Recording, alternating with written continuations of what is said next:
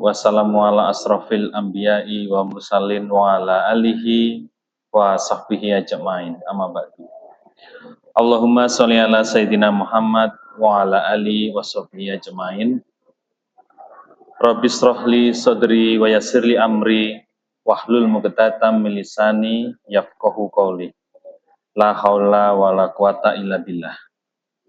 Yang sangat kami hormati Kiai Haji Matori dan juga tokoh agama yang ada di sini, sesepuh, pengurus masjid, Pak Dip, Pak Joko, Pak Dar, Mas Dayat, Pak Setio, dan semua yang tidak bisa saya sebutkan satu persatu, semua jamaah Masjid Baitur Rahman Minomartani yang sangat kami cintai, para pemuda, para pemudi, semuanya yang kami sayangi.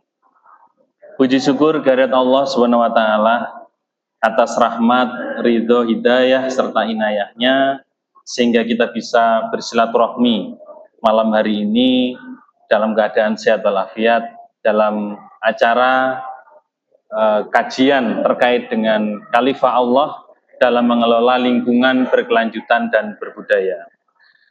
Sholawat serta salam kita haturkan kepada junjungan Nabi kita Muhammad SAW yang telah memberikan cahayanya, menerangi hati sanubari kita, menjadi suri tauladan bagi kita semuanya, sehingga kita dapat melaksanakan kehidupan ini dan semoga selamat sampai nanti. Dan kita mengharapkan mendapat syafaat dari beliau di yaumul kiamah nanti. Allahumma amin. Bapak Ibu yang terhormat, materi yang kami sampaikan pada hari ini yaitu ngaji lan sinau bareng lingkungan. Jadi Bapak Ibu semuanya, ini harapannya saya tidak menggarami lautan. Ya, artinya saya yakin Bapak Ibu memiliki pemahaman, pengetahuan yang juga tinggi terkait dengan lingkungan sebagai tempat hidup kita bermasyarakat, mulai dari diri sendiri, berkeluarga, bermasyarakat, berbangsa, dan bernegara. Itu adalah bagian dari lingkungan yang selama ini kita tinggali. Bapak Ibu yang terhormat, sebelum saya menyampaikan materi ini, saya konsultasi dengan Profesor Muhammad Baikuni ya, Profesor Agus Mariono, Profesor Prabang terkait dengan materi, karena memang materi ini saya sampaikan adalah dari beliau-beliau yang juga saya rangkum dalam ngaji lan sinau bareng lingkungan pada malam hari ini.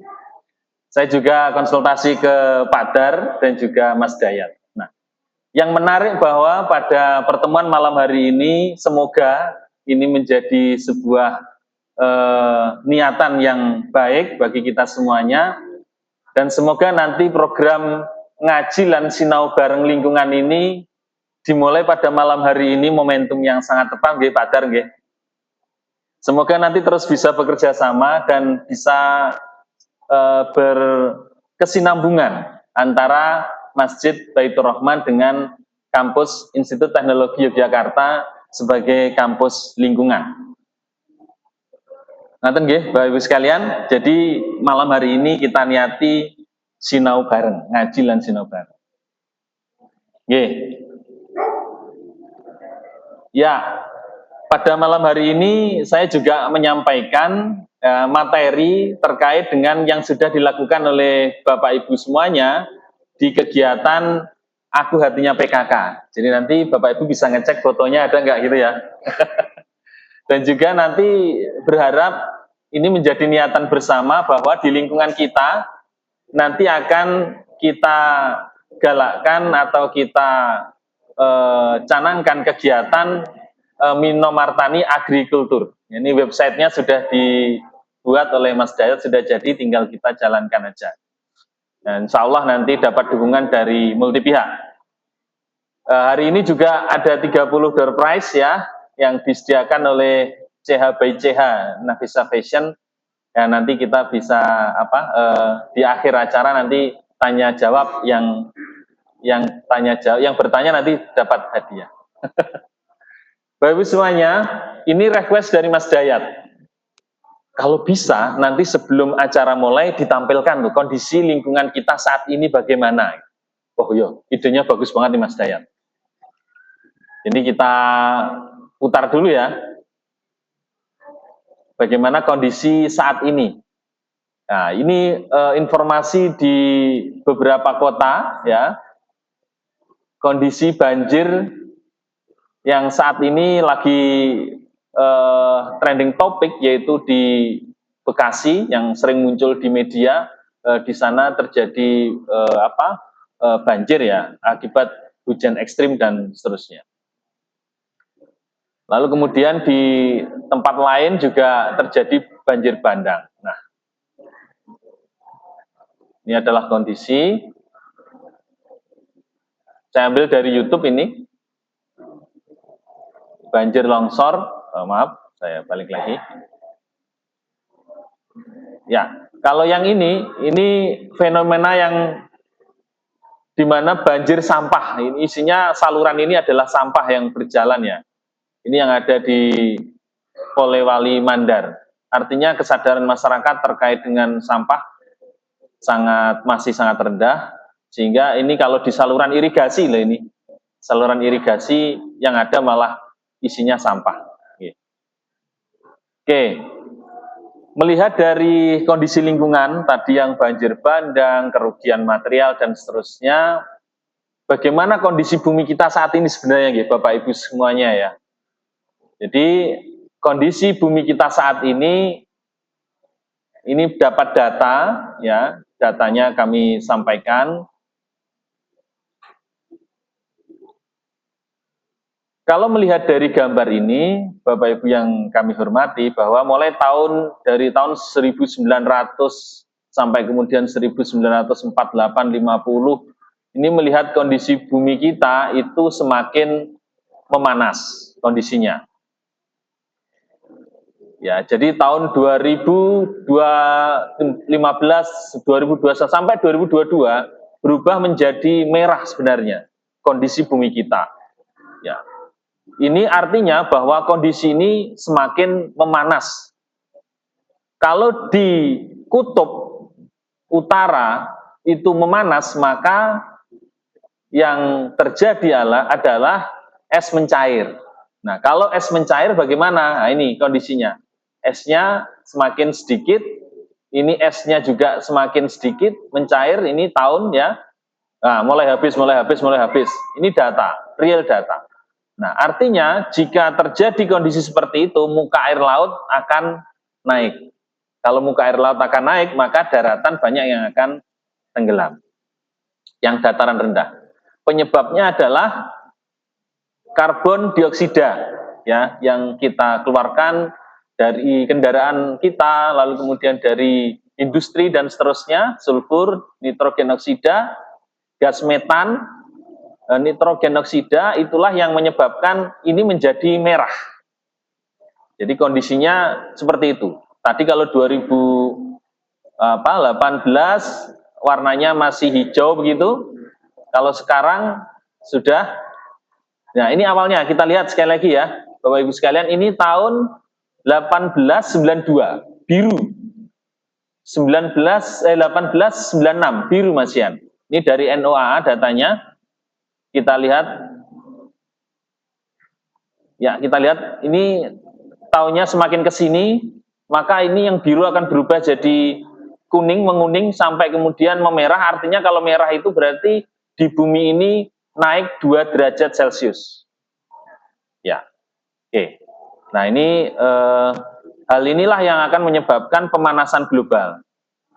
Jadi pemanasan global itu diakibatkan karena CO2 meningkat. Ini naik nih, 2010, waduh naiknya 40%. Naiknya sangat banyak sekali. Temperatur juga naik terus. 2010 ini naik, lalu kemudian lautan juga naik. Kita bayangkan sekarang kan naik terus. Ini juga air laut naik, salju turun. Nah, ini saljunya sudah mulai habis. Nanti ditunjukkan di gambar ini, karena dari Google Earth ini, ya, dia berkurang terus saljunya.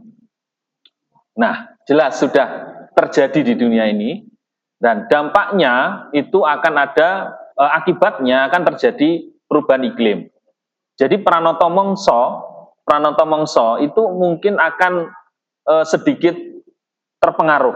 Jadi kalau dulu bulan musim tanam panen itu bisa sangat pas gitu, tapi sekarang mungkin akan agak bergeser. Mungkin hujannya makin panjang atau kemaraunya yang makin panjang, dan itu sudah terjadi.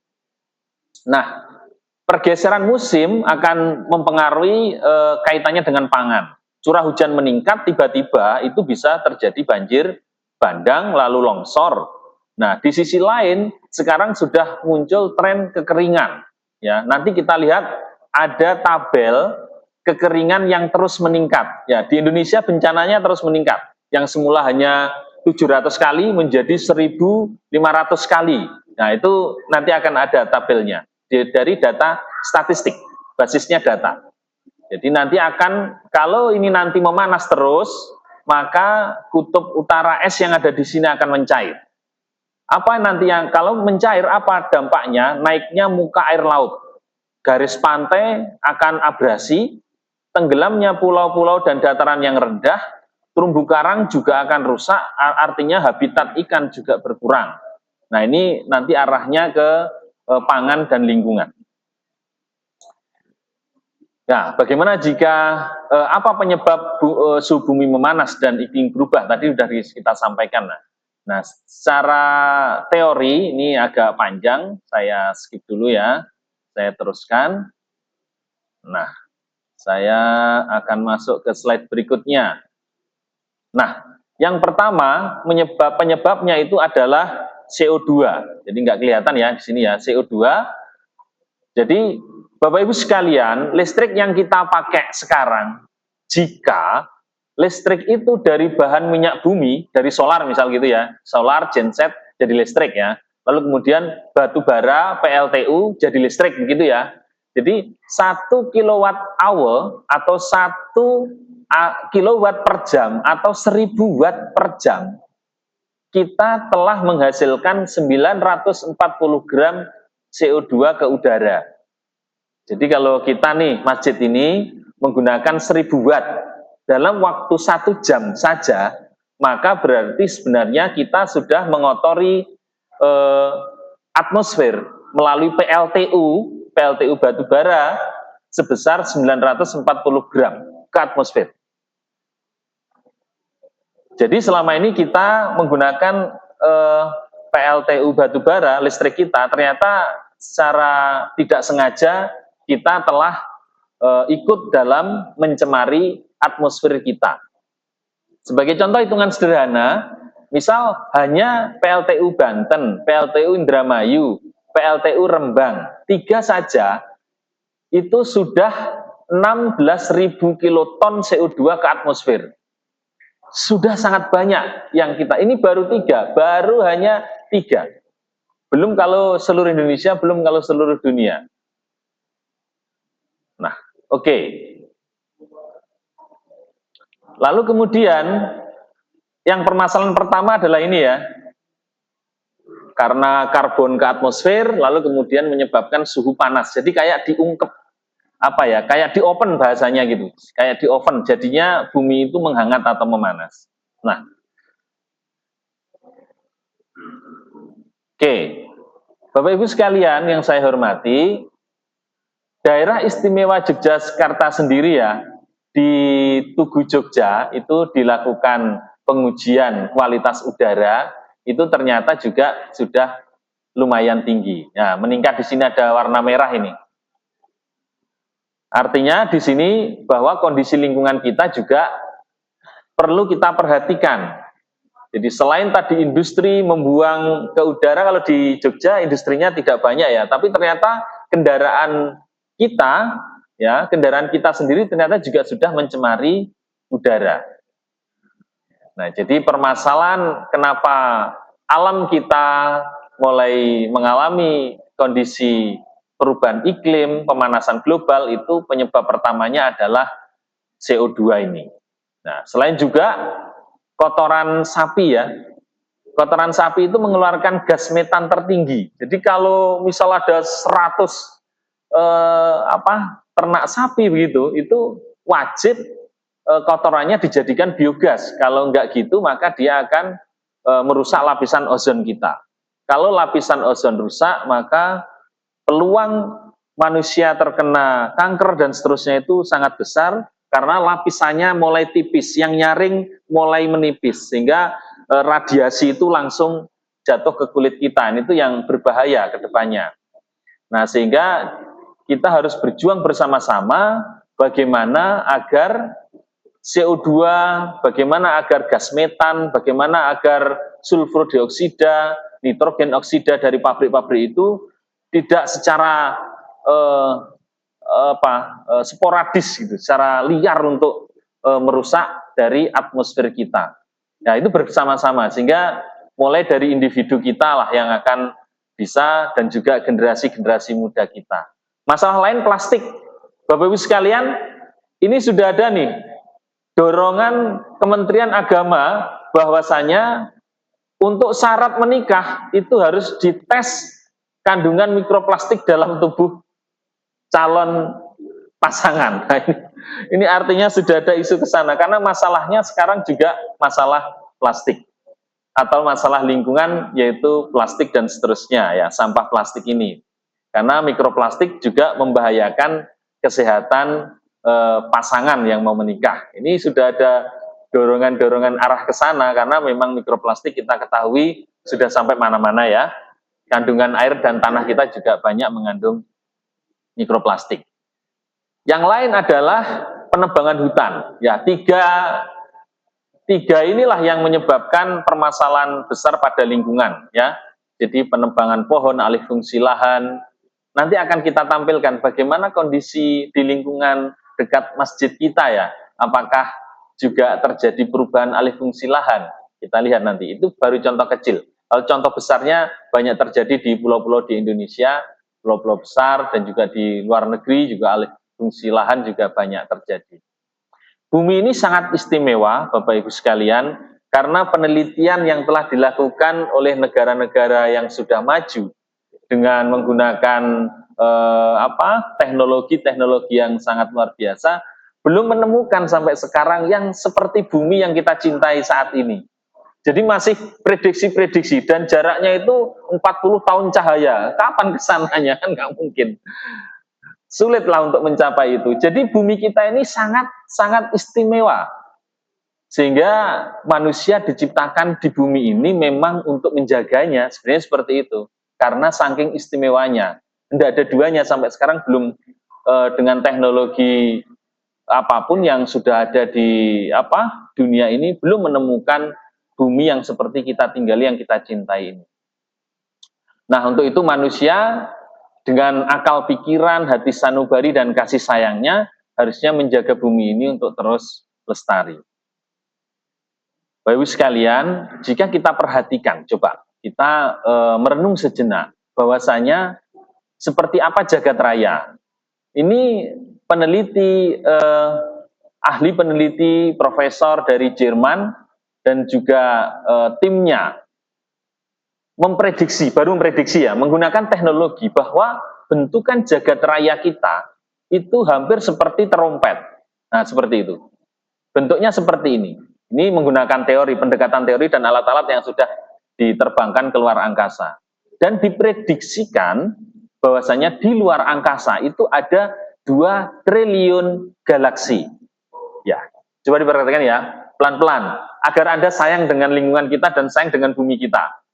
Ada 2 triliun galaksi. 1 dari triliun galaksi, jadi 1 dari 2 triliun, jadi 2 triliun itu 1 saja diambil, itu namanya galaksi kita, yaitu galaksi Bima Sakti. Itu galaksi tempat kita, tempat bumi. Padahal selain seperti galaksi Bima Sakti ini, ada 2 triliun, prediksinya begitu, kurang lebih. Nah, berdasar data dan analisis ahli pakarnya. Nah, 1 dari 1, ya jadi 1 dari 2 triliun tadi namanya galaksi kita, yaitu galaksi Bima Sakti, dan di galaksi kita ini ada 200 miliar bintang. 200 miliar bintang. Jadi ada 200 miliar matahari. Ya, sekali lagi ya. Galaksi kita itu ada 200 miliar bintang atau seperti matahari tapi jumlahnya 200 miliar kurang lebih. Nah, satu saja kita ambil bintang itulah namanya matahari yang kita punya. Matahari kita terdiri dari tata surya. Satu saja kita ambil planetnya namanya bumi. Bapak Ibu sekalian, jadi bumi kita ini sangatlah istimewa. Luar biasa. Nah, bagaimana kondisi bumi kita? Kalau melihat tadi, ya memprihatinkan karena mungkin terlalu banyak yang karbon dioksida dan seterusnya yang mencemari itu, deforestasi atau alih fungsi lahan, hutannya berkurang dan seterusnya, pencemaran lingkungan, sampah, pencemaran limbah dan seterusnya, menyebabkan bumi itu semakin terasa cepat menua. Cepat menua bahasanya cepat menua, atau bumi lama-lama dia kalau bisa bilang ampun gitu, nih manusianya nggak tahu diri nih, udah menempati tapi ngerusak terus gitu, nggak jaga.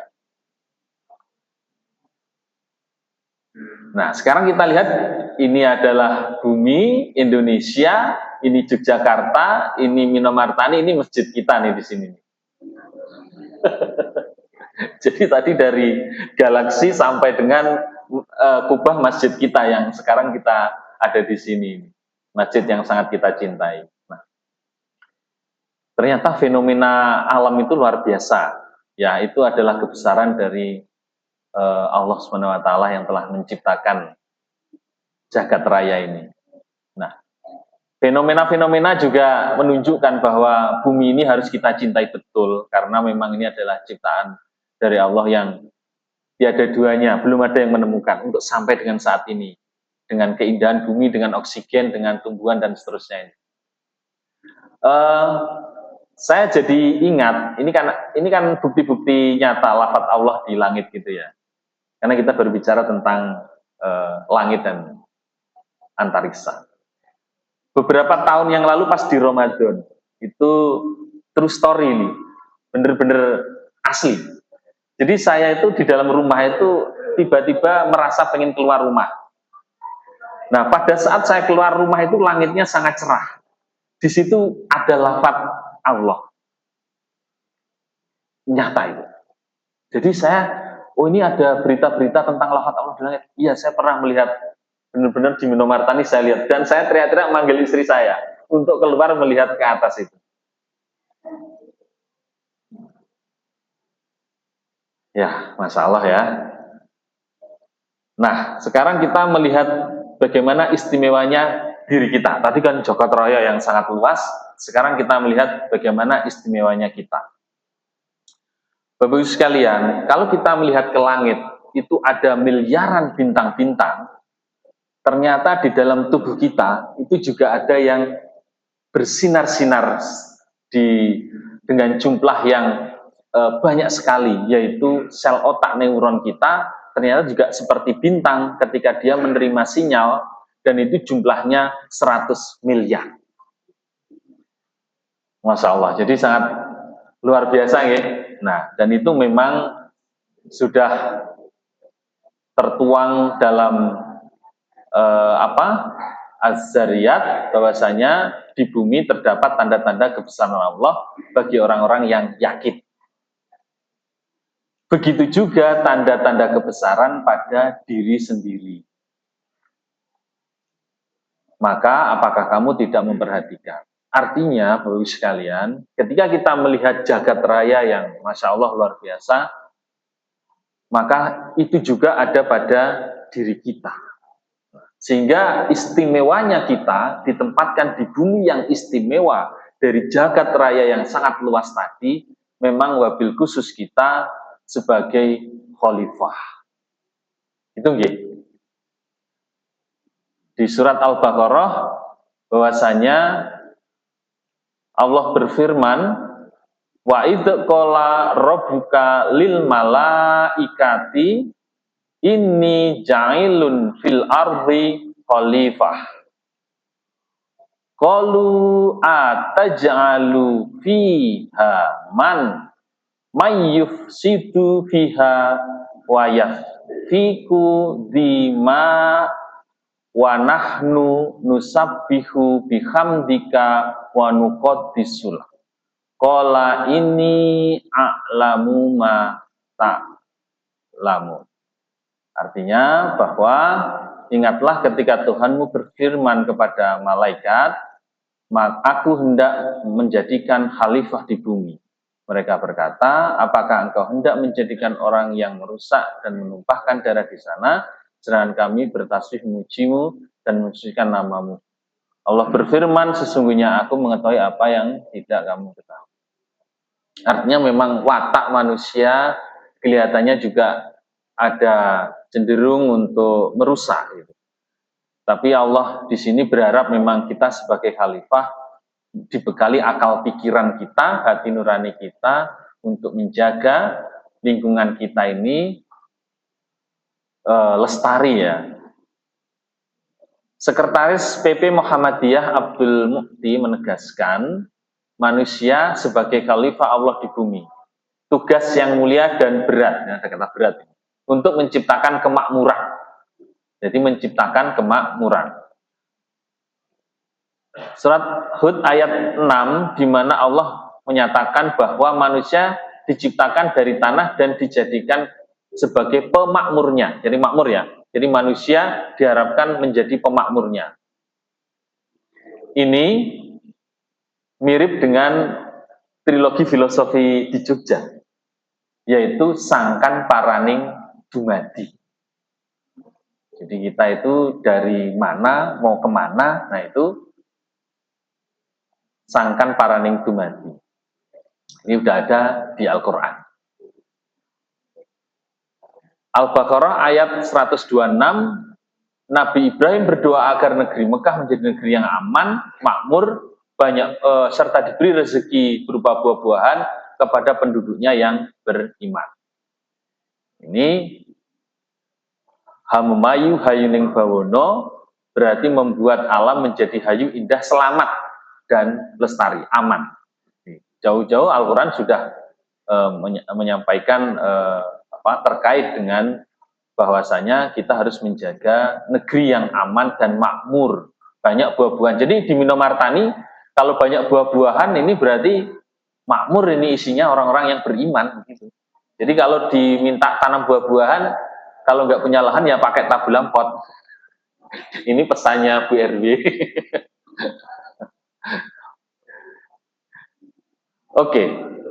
Nah, dalam Quraisy ayat 1 sampai dengan 4 menggambarkan kebiasaan penduduk Mekah dan bagaimana Allah memberi mereka makanan dan makanan untuk menghilangkan lapar dan mengamankan mereka dari rasa takut. Ayat ini menekankan pentingnya menjaga keseimbangan antara kebutuhan material dan spiritual. Jadi bagus banget kalau kita mengelola lingkungan ini berawal dari masjid ini. Jadi ada fondasi spiritual yang kuat, lalu kemudian kita bergerak ke lingkungan untuk menjaga agar lingkungan kita lestari ya.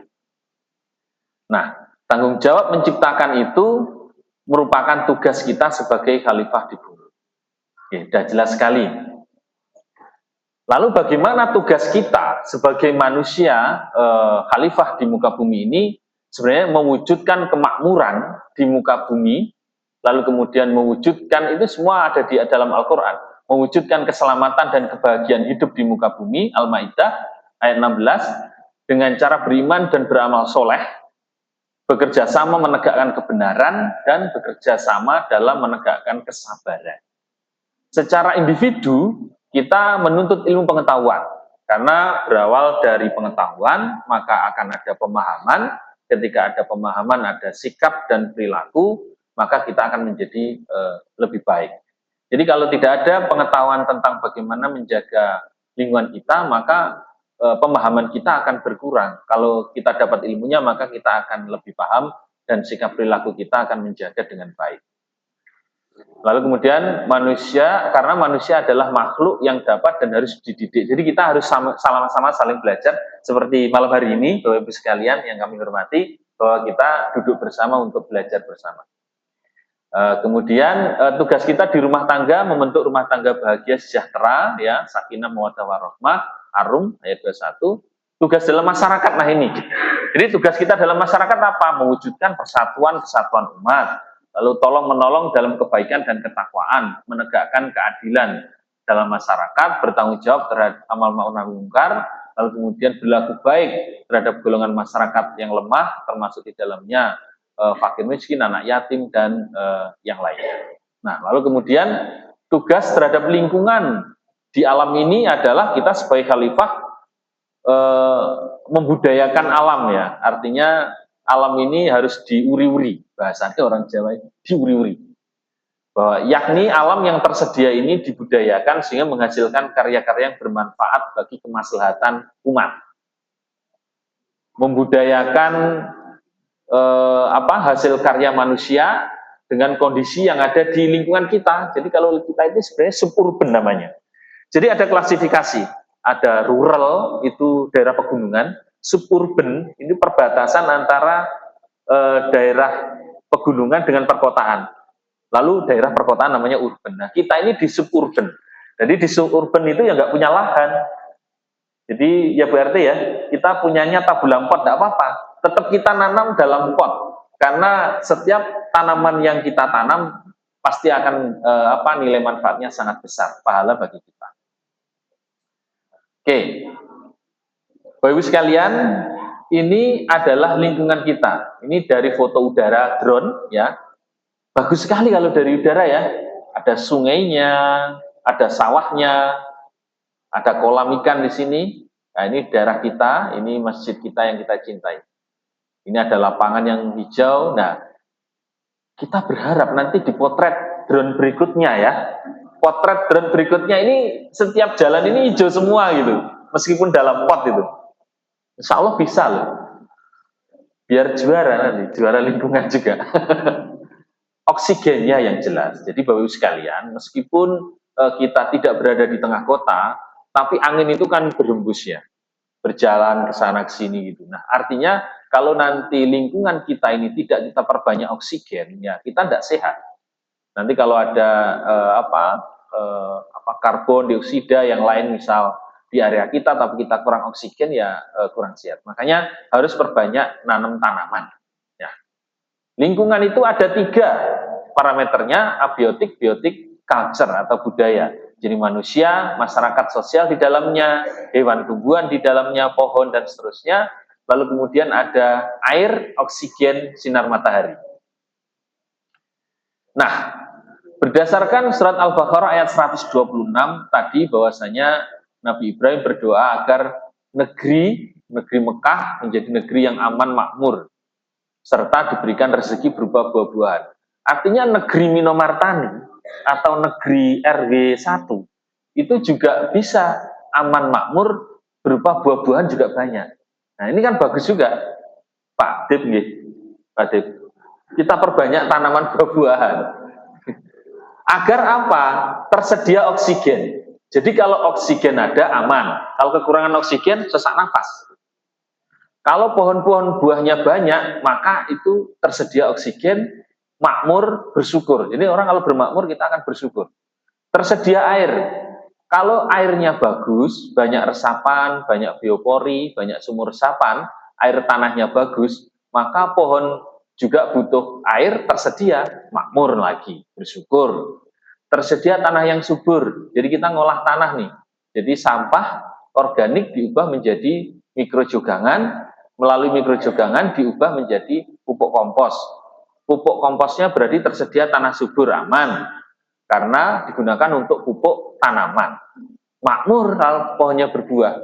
Tersedia sinar matahari jelas, tanaman kita perbanyak, juga kalau ada hewan. Nah, bagaimana itu penting menanam tanaman itu? Karena untuk tersedianya oksigen. Ini adalah satu sistem yang saling terkait.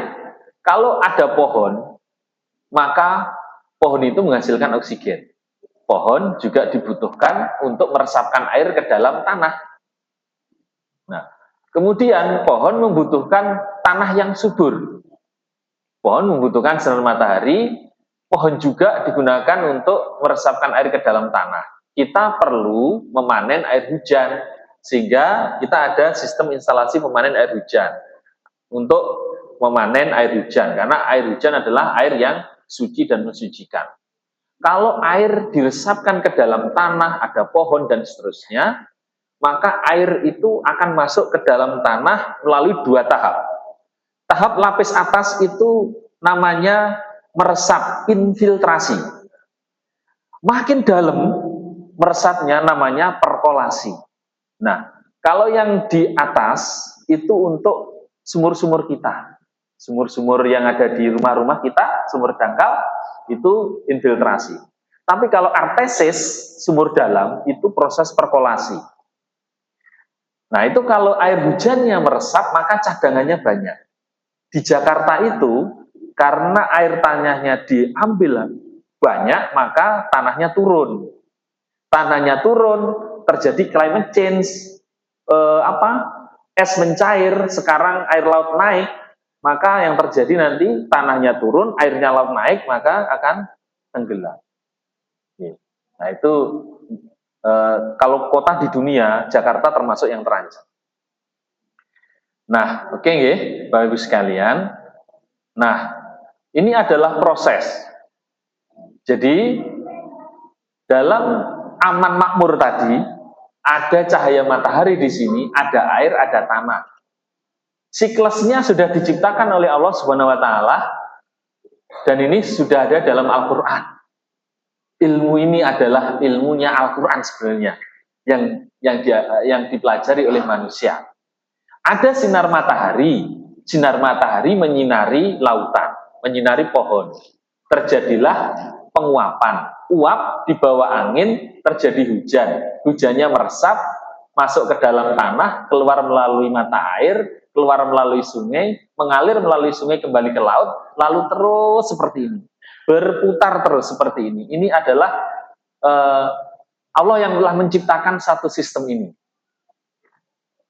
Nah, itu juga sudah ada dalam An-Naba, bahwasanya artinya di Al-Quran kami menjadikan pelita yang terang benderang, matahari juga. Kemudian angin di surat Al-Hijr, bahwasanya kami telah meniupkan angin untuk mengawinkan, maka kami turunkan hujan dari langit lalu memberimu minum. Dengan air itu, sedangkan kamu bukanlah orang yang menyimpannya. Ya. Yang menyimpan adalah bumi dan gunung ya. Nah, di sini juga An-Nur ya, tidaklah engkau, yang artinya adalah tidaklah engkau melihat bahwa sesungguhnya Allah mengarahkan awan secara perlahan.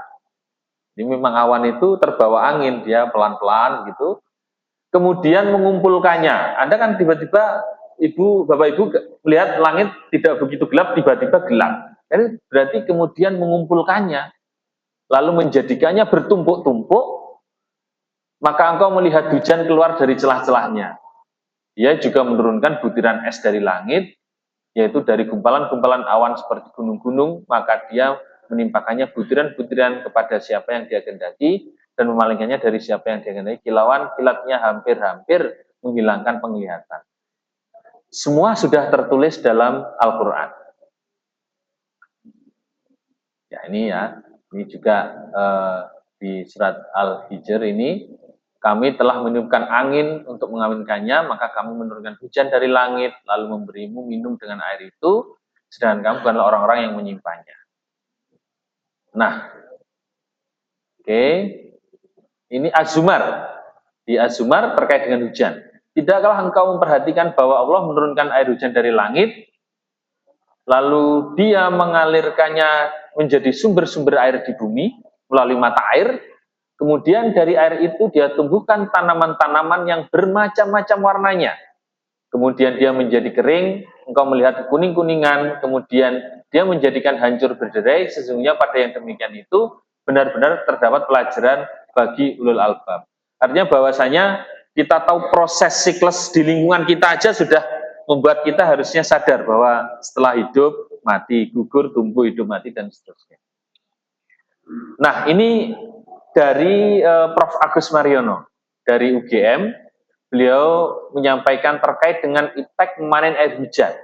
Jadi air hujan itu penting karena air hujan, air yang suci, mensucikan, minuman untuk tumbuhan dan ternak, tumbuh-tumbuhan, buah-buahan, sebagai kebesaran dari Allah bagi orang yang berpikir. Ini ada di surat Al-Furqan ayat 48. Kemudian yang artinya dialah yang meniupkan angin sebagai pembawa kabar gembira sebelum kedatangan rahmatnya, rahmat Allah berupa hujan, dan saya turunkan dari dan Allah turunkan dari langit air yang sangat suci. Jadi air hujan itu sangat suci. Bahkan beberapa orang ya di Jawa air hujan itu bisa sebagai obat gitu. Di surat An-Nahl ayat 10 Allah berfirman, dialah yang telah menurunkan air hujan dari langit untuk kamu, sebagainya menjadi minuman dan sebagainya menyuburkan tumbuhan, dan dengannya kamu mengembalakan ternak. Di An-Nahl ayat 11, dengan air hujan itu dia menumbuhkan untuk tumbuh-tumbuhan zaitun, kurma, anggur, dan segala macam buah-buahan. Sehingga pada yang demikian itu benar-benar tanda kebesaran Allah bagi orang yang berpikir. Artinya begini, berarti kita harus banyak menanam tumbuhan, tanaman, pohon, lalu kemudian disiram menggunakan air hujan. Ya. Gunung sebagai penyimpan. Ya. Jadi gunung sebagai penyimpan di sini bahwa artinya kami menjadikan padanya gunung-gunung yang tinggi dan memberikan minuman memberi minuman kamu air tawar. Jadi kalau gunung, kalau hutan ini habis ya berarti mungkin fungsinya akan berubah, tidak lagi menyimpan air, adanya banjir. Makanya teman-teman sekalian, Bapak Ibu semuanya, Bapak Ibu yang dirahmati Allah, bahwasanya kita harus menjaga agar fungsi dari gunung itu menyimpan air. Kalau ini nanti apa istilahnya tidak hijau lagi, maka mata air akan mati, sungainya mati, sumur-sumur dangkal, kita akan kesulitan mendapatkan air tawar. Nah ini gunungnya, ini airnya. Ini di mana ini? Di Embung Tambak Boyo. Kalau Embung Tambak Boyo kering, irigasinya kering, maka panen gagal. Nah, sehingga memang ini harus dijaga ini ya, sebagai daerah tangkapan air. Ya, ini airnya hujan jatuh di sini, meresap, masuk ke dalam tanah, masuk ke sungai, masuk ke mata air. Oke, Bapak Ibu sekalian, ini saya ambil ya dari websitenya Muhammadiyah di sini, bahwasanya Rasulullah bersabda, tidaklah seorang muslim menanam tanaman lalu dimakan oleh manusia, hewan, atau burung, kecuali hal itu merupakan sodakoh untuknya pada hari kiamat. Jadi kemarin kita menurunkan bibit 2000 pohon, 2000 bibit pohon, lalu kemudian saya telepon teman-teman komunitas, ini tolong ditanam di pinggir sungai. Pak, nanti kalau ini ditanam di pinggir sungai, nanti ini ya Pak, kami yang menanam, nanti yang panen orang lain gitu. Karena kenyataannya kami menanam banyak buah, malam rapat mau manen, besok pagi sudah dipanen yang lain. Mungkin yang manen yang ikut rapat. Dan itu juga terjadi di kolam ikan. Itu informasi dari teman-teman. Artinya ya diikhlaskan saja ya. Karena ternyata kan ini, bahwasanya kalau kita nanam, itu dipanen duluan, ya tidak apa-apa, karena itu sedekah kita untuk hari kiamat. Jadi nggak usah khawatir yang manen siapa, tanam saja. Tanam, dan tanam. Dari HR Muslim ya. Lalu kemudian ini juga beliau bersabda, Rasulullah SAW bersabda, 7 perkara yang pahalanya akan terus mengalir bagi seorang hamba di dalam kubur sesudah dia mati. 7 itu adalah orang yang mengajarkan ilmu, mengalirkan air. Jadi Bapak Ibu sekalian, kalau Bapak Ibu profesinya mengalirkan air, ini pahalanya luar biasa.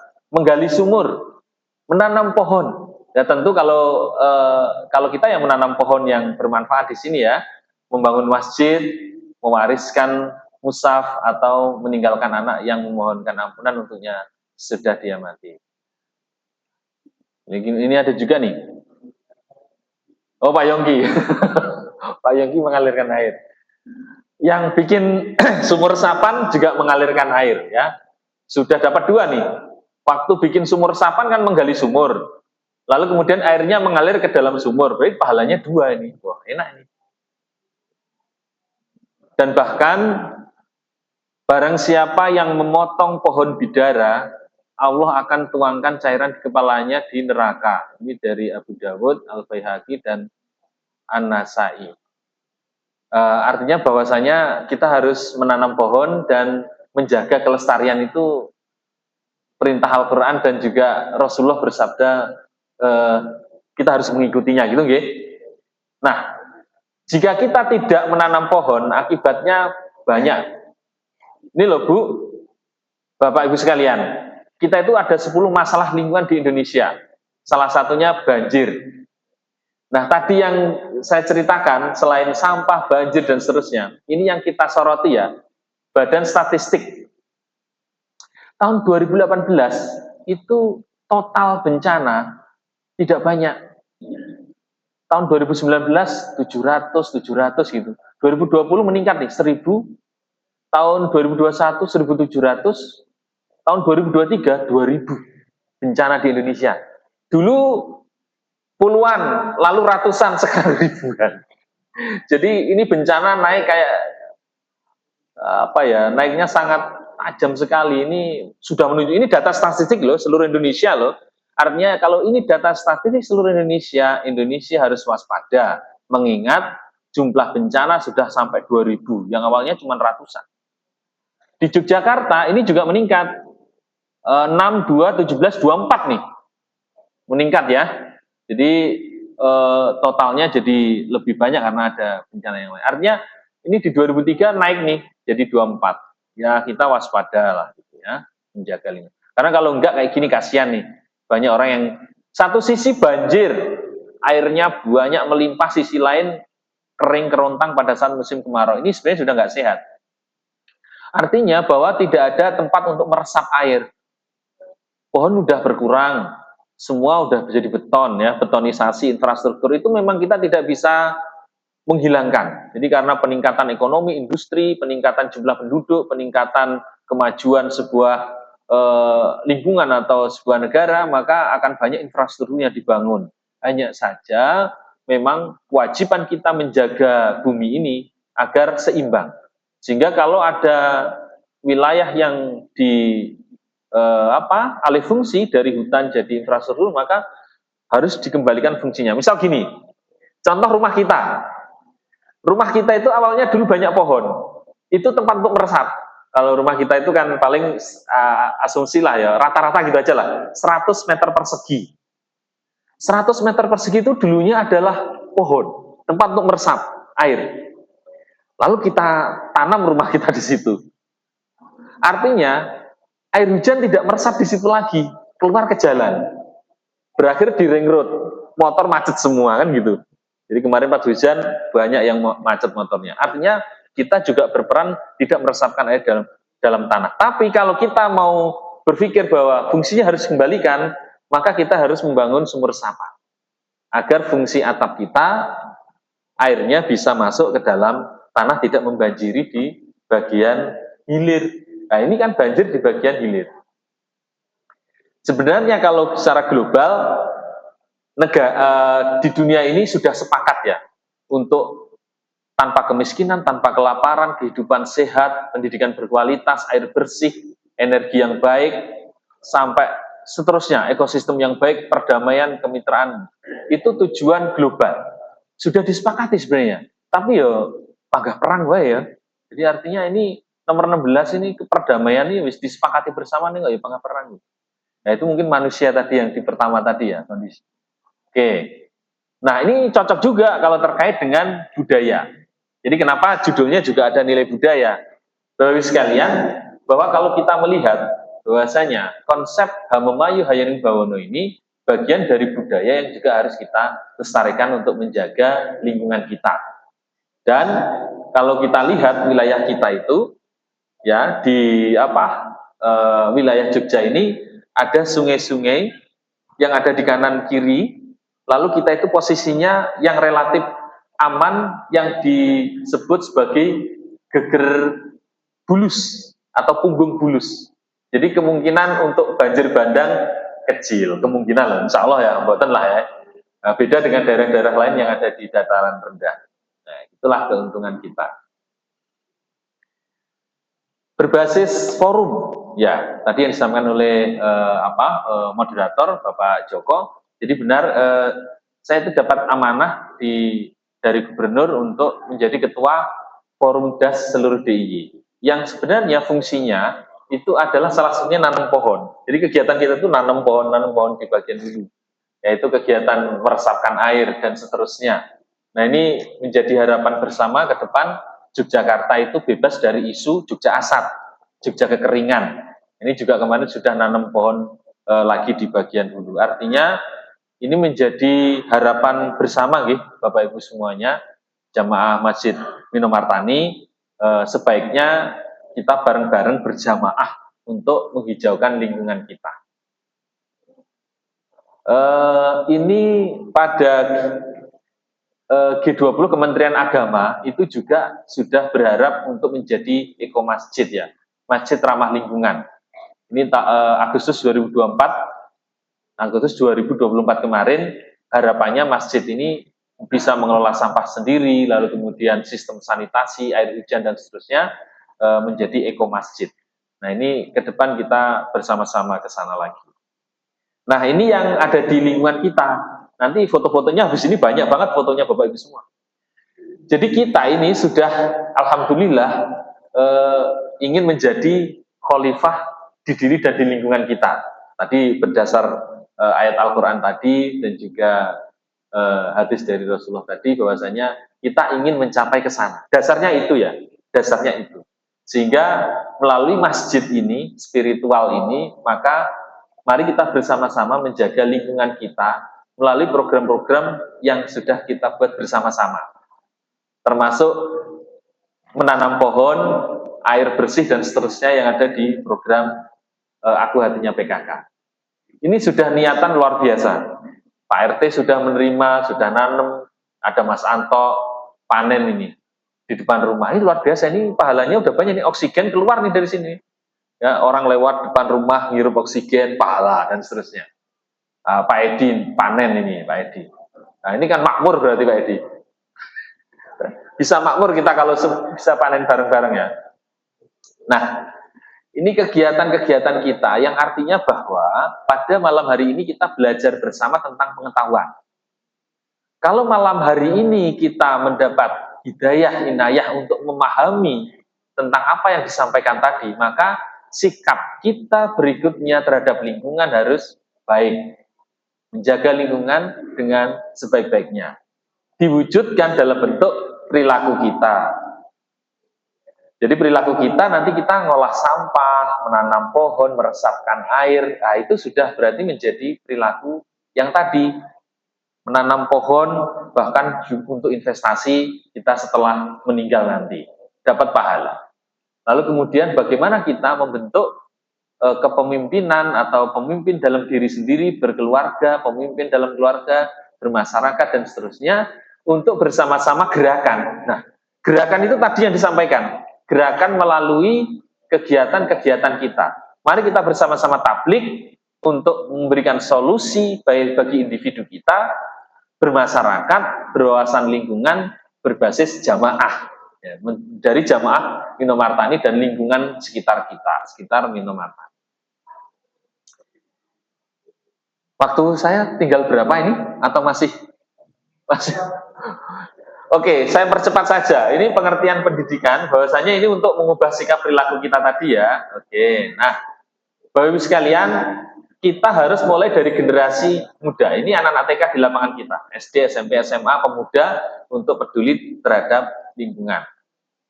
Oke, saya lewati ini ya, tapi ini artinya untuk menjaga lingkungan kita terus asri ya, kualitas, kuantitas, kolaborasi, keterjangkauan. Nah, ini alih fungsi lahan yang membuat kita ngenes. Masalah pertama ini lahan kita makin berkurang. Nah ini, kita lihat ini masjid kita posisi di sini. Ini dulu tahun 2007. 2007 ini kita lihat di bundaran ini sama di sini. 2024 baru saja kita potret kemarin sudah isinya banyak rumah. Ini yang jarang sekarang penuh rumah. Artinya bahwa perubahan alih fungsi lahan akan terus berjalan. Oke. Menanam pohon untuk sedekah tadi sudah disampaikan ya. Nah, oke, ini beda nih kayaknya nih. Oke. Rasulullah bersabda bahwa HR Muslim ini tak satu pun seorang Muslim yang menanam pohon kecuali sesuatu yang dimakan dari tanaman itu akan menjadi pahala sedekah baginya, dan yang dicuri orang lain akan bernilai sedekah. Apa saja yang dimakan oleh binatang buas darinya, maka sesuatu yang dimakan itu menjadi sedekah baginya. Apapun yang dimakan oleh burung darinya, maka dari itu juga menjadi sedekah baginya. Tak ada seorang pun yang menguranginya kecuali itu akan menjadi sedekah baginya. Jadi tanam pohon. Nah, oke, ini masalah krisis air tadi sudah saya sampaikan, kita sudah bersama-sama untuk bagaimana meresapkan air. Nah, ini teknologinya memanen air hujan. Ini teknologi yang ada di RT kita ya, di RW kita. Oke, ini teknologinya sudah ada. Prinsip kerjanya adalah begini. Air hujan masuk, lalu kemudian memenuhi saya ulangi, air hujan masuk, memenuhi ini, lalu kemudian nanti jika penuh dia akan masuk ke sumur resapan. Ini bisa dipakai. 100 meter persegi luas atap kita bisa menampung 3 meter kubik. Sebenarnya sekali hujan kita bisa memenuhi kebutuhan air. Masalah sampah, kita bareng-bareng mengelola sampah melalui mikrojogangan, jogangan, dan juga sampah pilah. Ya, bareng-bareng ya. Nah, ini hadis yang artinya dari HR At-Tabrani, hadis Rasulullah bersabda, bersihkanlah segala sesuatu semampu kamu, sesungguhnya Allah Ta'ala membangun Islam ini di atas dasar kebersihan dan tidak akan masuk surga kecuali setiap yang bersih. Kemudian juga HR Muslim, Rasulullah bersabda, seorang laki-laki melewati ranting pohon di tengah jalan, lalu dia berkata, demi Allah aku akan menyingkirkan ranting ini agar tidak mengganggu kaum muslim, maka dia pun masuk surga. Jadi kita membersihkan ranting dengan lillahi ta'ala bisa juga dapat tiket ya. Jadi ini penting sekali mengolah sampah dan menjaga lingkungan kita. Nanti kita ciptakan ini di lingkungan kita dengan sampah pilah seperti ini. Oke, ini adalah sampah pilah mikrojogangan, Bapak-Ibu sekalian. Ini teknologinya mengolah sampah dengan memasukkan ke dalam jogangan. Nanti ini kita bisa lebih dalam lagi. Intinya adalah sampah rumah tangga masuk sini diolah menjadi pupuk bagi kita. Oke, ini pemuda sudah membuat, ini anak-anak pemuda sudah membuat, semuanya dimanfaatkan. Ini aktivitas kita bersama, oke. Oke, ini Bapak Ibu semuanya sudah luar biasa. Hebat-hebat semua, ya. Saya sangat berterima kasih. Kita semuanya berterima kasih ya. Ini dari masjid sini kita bisa lebih gerakkan lagi untuk lingkungan kita. Ya, ini ada yang panen, ada yang bikin jahe ya, Bu Eni ya bikin jahe. Nah, ini kita tanam bersama. Oke, baik, ini foto-foto Bapak Ibu sekalian. Nah, jadi kita harapannya di rumah kita nanti ada sumber protein, tanam-tanam yang terkait dengan kacang-kacangan, sumber karbohidrat, ketela, jagung. Kemarin Pak Dip sudah panen ketela juga. Nanti akan kita masukkan dalam buku profil kita. Buah-buahan juga banyak yang panen, pisang, sirsa, serikaya, jambu, rambutan, kelengkeng, sawo, sumber sayur-sayuran. Nah, ini udah makmur nih ya. Bisa makmur dan kita tinggal teruskan saja. Oke. Akhlak yang baik, yang konstruktif adalah konsekuensi mutlak dari syariat dan tasawuf. Maka kajian akhlak dan pemahaman yang membuat kita termotivasi untuk berpikir, bermindset, dan berparadigma unggul juga adalah bagian dari agama. Itu sebabnya di sini kita belajar dari siapapun perilaku baik merawat bumi dan umat manusia ini, dari semua orang termasuk non-muslim sekalipun, barangkali manusia baik adalah mereka yang istiqomah di atas syariat Islam, mewarnai syariat dengan tasawuf dan merawat dunia dengan akhlak mulia. Wallahu alam. Yang mulia Ustadz.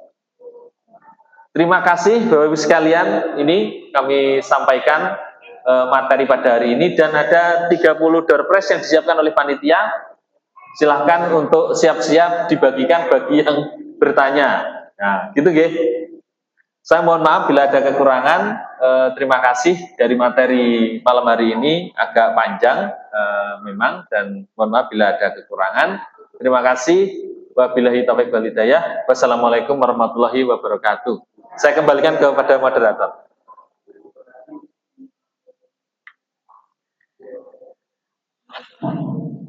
Terima kasih kepada moderator.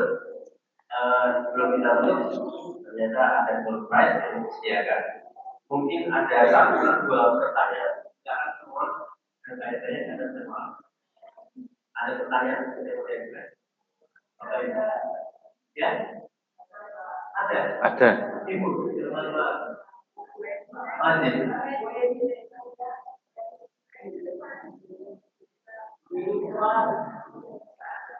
Monggo silahkan. Yang bertanya langsung dibawakan door prize-nya Mas untuk memilih. Ya Mas pemuda. Mas pemuda. Yang bertanya langsung dibawakan door prize-nya ke yang bertanya untuk memilih. Itu ada apa? Sambil bawa mic.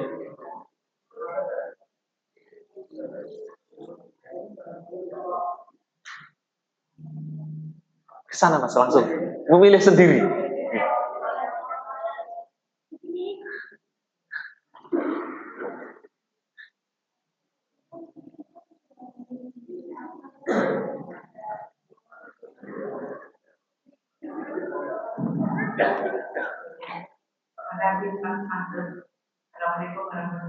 Waalaikumsalam warahmatullahi wabarakatuh. Saya tertarik dengan apa yang disampaikan oleh Pak Mahfud tadi mengenai pemanasan global. Tadi disampaikan bahwa pemanasan global menyebabkan terjadinya global ya. Karena adanya tadi lapisan gas rumah kaca. Nah, karena apa kaitannya dengan tadi pemanasan global itu dengan kita menanam tanaman. Kita sekarang kan baru di apa namanya ya, baru terus bisa menanam tanaman sebanyak mungkin. Nah itu kira-kira kaitannya apakah kita menanam tanaman untuk bisa membantu apa namanya tadi ada perubahan iklim atau pemanasan. Itu saja Bapak.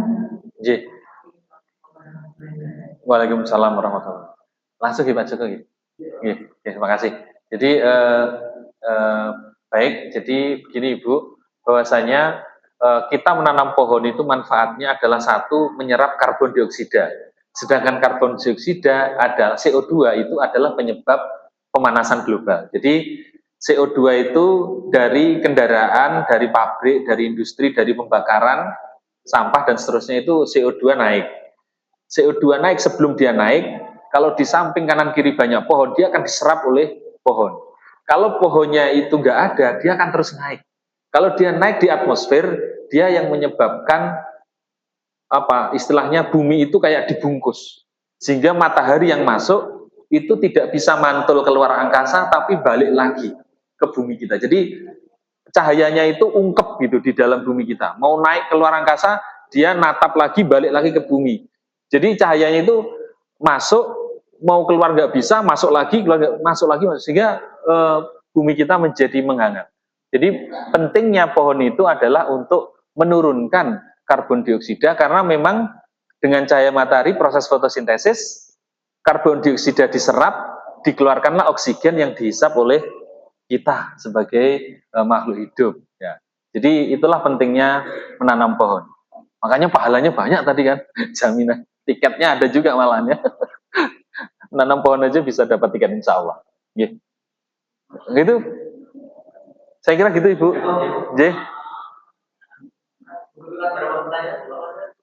Monggo sak cekape mawon. Satu lagi Ibu. Nggih monggo, Bu. Waalaikumsalam warahmatullahi wabarakatuh.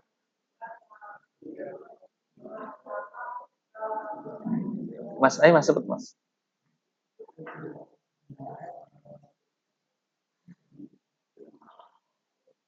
Disebutkan dari salah satu pengolahan sampah yaitu mikrojogangan ya, Nggih. untuk membuat kompos juga. Tapi efek dari mikrojogangan karena untuk pembuangan sisa sampah organik itu menghasilkan bau juga. Apakah ada untuk menghilangkan bau? Jadi kemarin kita coba dengan cara ditutup lapisan tanah itu sudah menghilangkan bau. Dan juga kita kan ada tutupnya di mikrojogangan itu tidak terbuka. Kalau yang jogangan yang biasa besar, jogangan itu bau. Kita jalan aja jarak 5 meter bau Mas Yan, bau apek, bau sampah itu kan. Nah, memang di lapangan ada, jadi tiap hari kita bisa. Tapi kalau yang ditutup, lalu jadi sampah masuk dari rumah tangga, dari dapur masuk. Lalu kemudian ditutup pakai tanah, itu sudah mengurangi bau. Lalu kemudian baru tutupnya dipasang lagi, itu mengurangi bau lagi. Gitu Bu. Nggih. Nggih, matur nuwun. Terima kasih. Ibu, Bapak tidak ada pertanyaan lagi. Cekap. Terima kasih. Baik. Terima kasih sekali kepada pemateri Bapak Gubernur. Substansi apa yang beliau sampaikan adalah bagaimana dengan dua urusan. Yang paling baik dan yang paling baik manfaat orang lain. Semoga kita mempunyai niat baik dan melakukan kebaikan. Semoga kebaikan kita berdasarkan pada kebaikan juga. Amin. Amin. Semoga yang kita terima dari pandai ini bermanfaat kita semua. Jadi kita akan dalam ibadah datang dengan doa mandiri. Subhanallah walhamdulillah.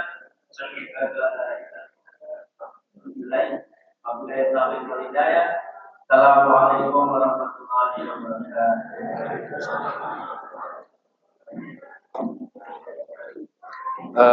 Ibu-ibu, ini hadiahnya.